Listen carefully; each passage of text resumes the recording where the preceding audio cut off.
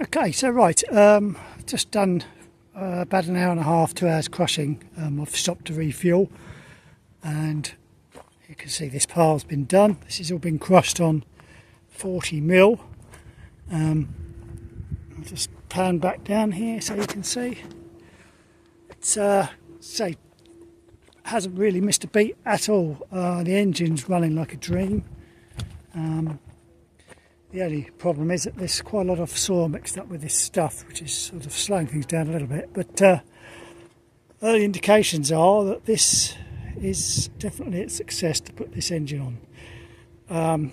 I should carry on and get all this done. And once I get it back to the workshop, I will inspect this air cleaner to see how much that's ingested. But it's running beautifully.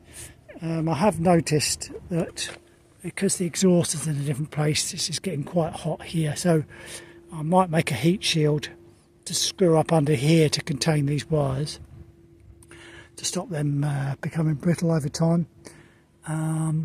Still got a little bit to do in terms of electrics. I've got to just blank this wire off. I've disconnected this was for the stop.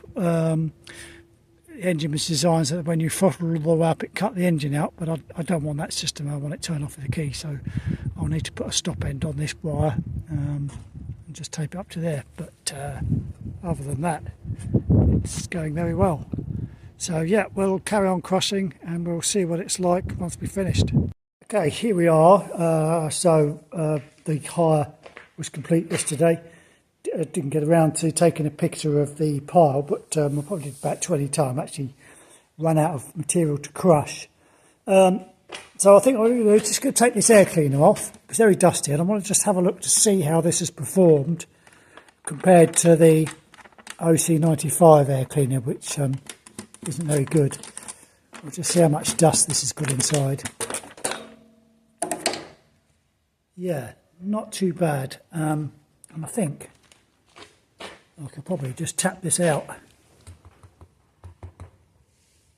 Yeah, that's pretty good. I mean, I can run an airline through that, but that hasn't ingested as much as I thought. It was a very dusty day, and typically the wind was blowing towards the machine, so a little bit of residue around the top. So I'll get an airline blow this out, but really pleased with that. It's ever so easy to get to as well. There's only two of these to take off, whereas the OC95 you've got to undo a clip on the outside, take the cover off, then do another one to get the air cleaner out. So much better. I'm going to blank this wire off. The other thing that was done, I didn't get around to filming it unfortunately, so we've added this relay, and what this relay is doing is it's enabling me to switch off with the key. So I'll just pop that back up there.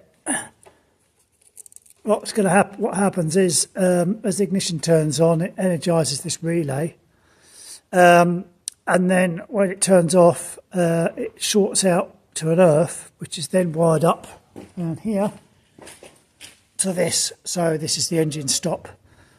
So that just means that it'll switch off on that key now. So that's that problem sorted.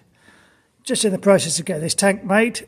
So the next job will be to fit a new tank with a filler here, wire in a fuel gauge, which I'm going to drill a hole for here, and then it will be complete. And then once I've done all that and I know what's needed, I will work on fitting the same engine to the other machines.